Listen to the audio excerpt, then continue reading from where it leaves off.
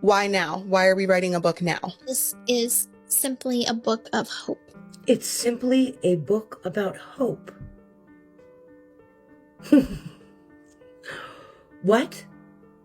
Your book was not simply about hope. I mean, what? Where is this book about hope? This book is nothing but your sexual fantasies written down as a memoir. But there is absolutely nothing about hope. It's the one thing, like, my mom's side of the family never approved of a lot of the documentaries or the TV shows being made. However, they always were supportive of me writing a book. Well, the book was something that I always wanted to happen, and it was something that even my mother's side of the family definitely encouraged and approved of. I think is weird is that, so she claims that her mom's side is so supportive of this book, which is obviously not true.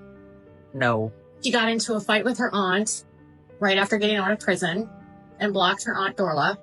Gets into a fight with Tiffany because Tiffany thinks that she's got cameras in her face too much, like chasing fame too much. From what, I mean, I guess, I really don't know. I wasn't there.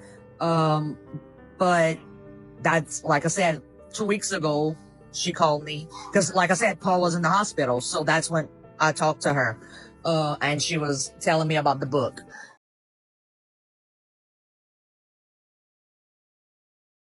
Gypsy Rose's attempt to secure her late mother's family's approval for her book has spiraled into a full-blown feud, with her relatives publicly calling her out. The drama hit its peak when her cousin, Dana, went live on TikTok to expose Gypsy in a raw, unfiltered rant. According to Dana and other family members, Gypsy's book doesn't have their blessing, and they've been vocal about their discontent, even supporting a protest at one of her book signings. But that's just the tip of the iceberg. Other family members have chimed in, alleging Gypsy has twisted their family history for her own gain. One of Dana's relatives claimed, "We never had closure. They're all cash cows, but my sister has no voice now. I always said they both should have been in jail." Another added, "She's gone now, and my godchild, Gypsy, is still telling a one-sided story. She's trying to taint our childhood, but we had a great one. Our mom never harmed us." The real bombshell came during Dana's TikTok live with Katie Joy, where she accused Gypsy of exploiting their family's pain for profit. While the clips weren't played in order, the message was clear. Dana is furious, and she's not alone. The family's disapproval is evident, with their open support of anti-Gypsy creators and public criticism of her every move.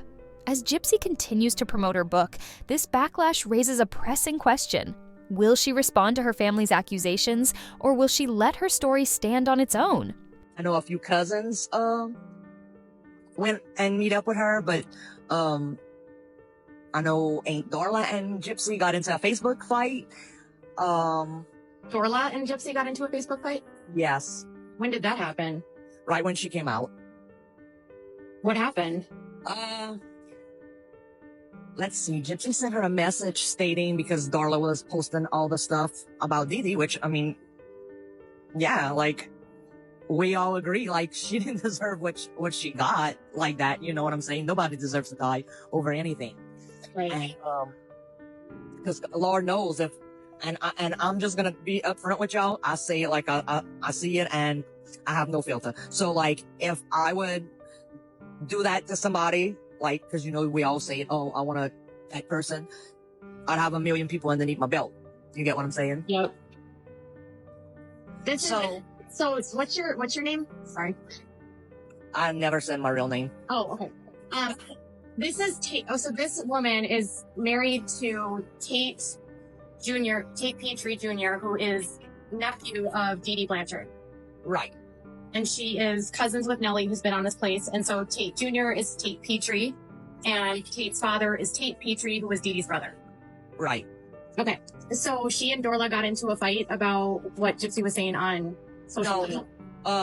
Something about, no, I mean, like I said, it was when it first came out. Now and Dorla did send me the message, but, it was in their private message on Facebook, and that's, like, I guess because she's supportive of her sister. I really didn't understand the concept, and she blocked her, so they never had any, communication. Now, Gypsy and I were supposed to have communication and stuff, but like we said, we, didn't want to be around the film or anything like that. Christy frames Dee Dee every single step she took was nefarious, Yes. with no concept that maybe she really just loved her daughter. and Wait, stuff. hold on. What, Tate? You say anything? You said, huh? Yeah, but according to the book, Dee was another foreign battle was my grandpa. What, what did Tate just say? He said, so according to her book, Dee Dee wasn't really the bad one, it was his grandpa. Right. But it's like, it's always someone else's. It's like, and she called the whole family like fuck ups, right? In that book. She's like, my mom was the only one that wasn't a fuck up. Her mom, okay, so let's get this clear. Okay, so everybody in their family has worked and is still working. As y'all just heard at the beginning when I said Tate Senior, because you said Junior. Okay? Yeah. He's working at a shipyard. He's a welder. You know how hard that is? He's been doing that all his life. Right. Mr. Tate bought a house when he was 13 years old. So tell me how long this man's been working. Right. He still has that house. He has another house.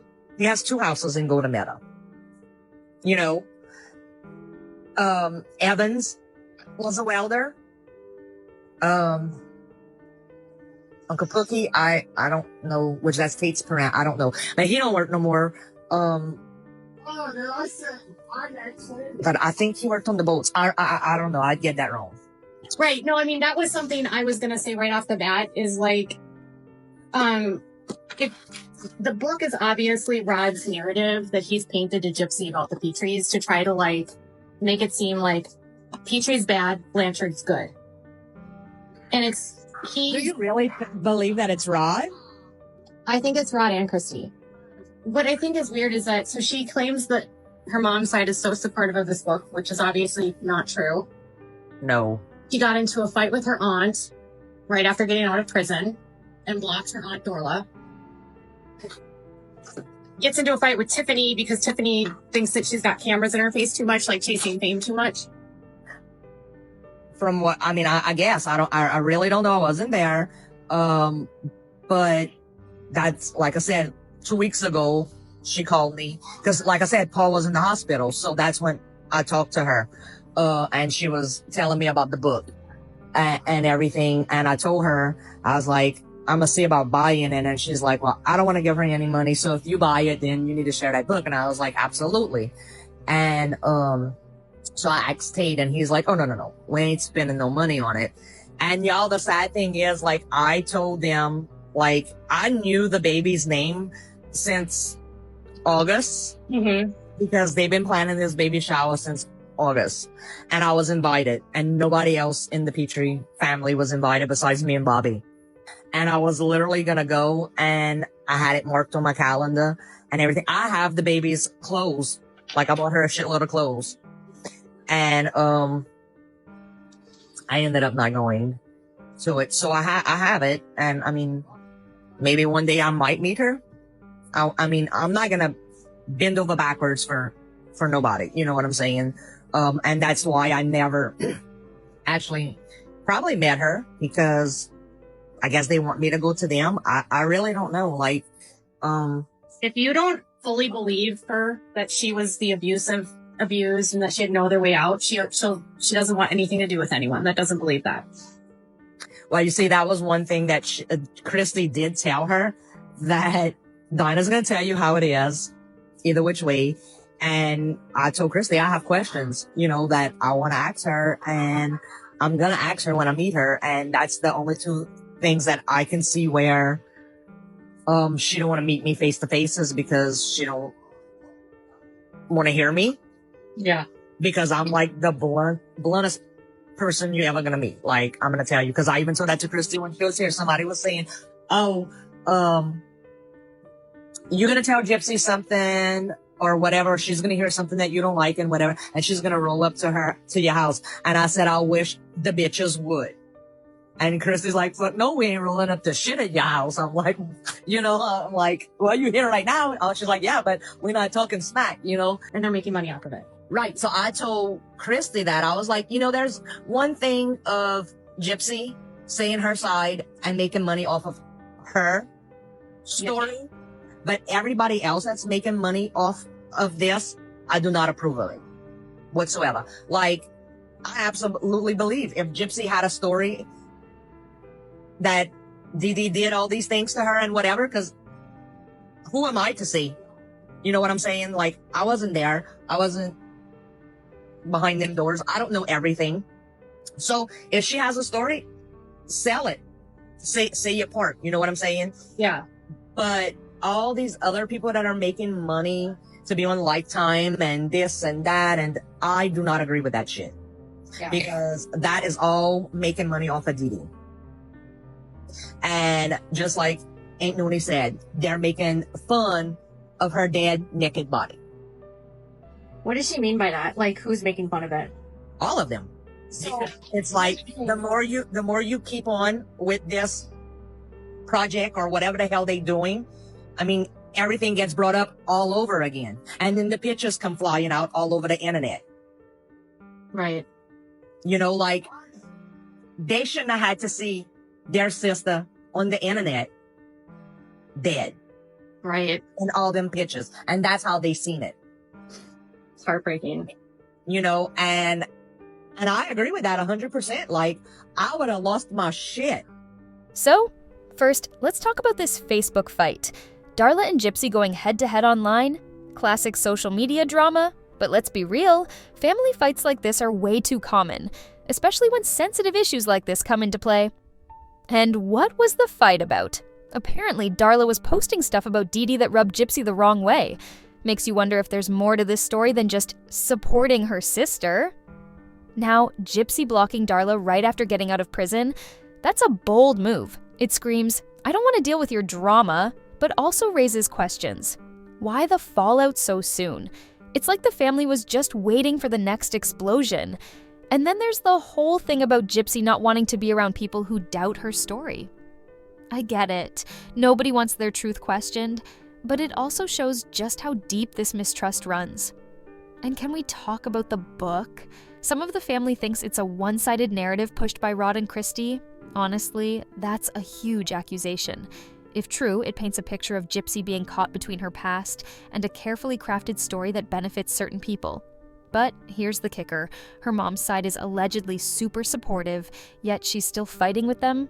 Something's not adding up here. The claim that others are profiting off Gypsy's tragedy is where it gets real messy. Look, if Gypsy wants to sell her story, that's her right. But when everyone else jumps on the bandwagon, Lifetime movies, interviews, documentaries, it feels exploitative. I mean, making money off a tragedy while the family has to relive it, that's heavy. And let's not forget the most heartbreaking part, those pictures of Dee Dee's death. Imagine being a family member and seeing those circulate online. That's trauma you can't unsee. If anything, this whole saga shows how public scrutiny amplifies personal pain. Gypsy Rose Blanchard is a fraud, and the fact that she's coming after people that haven't done a crime that she has threatened is insane. In the end, Gypsy got exactly what she wanted. She got the help she felt she wanted and she needed. She got the help she wanted. Scam gone wrong. Absolutely. If you thought her story ended with that Lifetime documentary, think again. Apparently, Lifetime orchestrated a full-on influencer and protester stunt at her recent book signing to push a narrative that paints Gypsy as some misunderstood victim. Yes, you heard that right. Protesters and influencers, all allegedly part of a PR scheme. Really, Lifetime? This is the narrative you're choosing to push? Now, let's dissect this image they're selling. Allegedly, they're trying to rebrand Gypsy as a bullied advocate who just wants to do good in the world. Excuse me. But are we all just forgetting who Gypsy Rose Blanchard is? A manipulator, a liar, and let's call it what it is, a convicted murderer. And now, we're supposed to believe she's being silenced by bullies? It's giving PR damage control, and I'm not buying it. Oh, Gypsy Rose Blanchard and her attorney out here scamming again, y'all. Allegedly. Y'all know Lifetime set up an influencer and protesters last week at Gypsy Rose's book signing. They've been trying to paint a picture of Gypsy that's totally different from what the public has been able to see. Now, we all know Gypsy Rose Blanchard is a liar, manipulator, a unaliver, and she's completely unethical. However, they're trying to paint a picture that the world is trying to bully her. Content creators are trying to bully her, and that's the reason why she hasn't been able to be an advocate. But wait, it gets even messier. Gypsy and her attorney recently hosted a Christmas charity event for the less fortunate, allegedly sponsored by something called the Bless Your Heart Foundation. And guess what? The foundation is owned by Gypsy's family law attorney. The layers of this are wild. This attorney, who has a less than stellar reputation for taking on cases nobody else will touch, is now co-signing Gypsy's rebrand. Talk about audacity.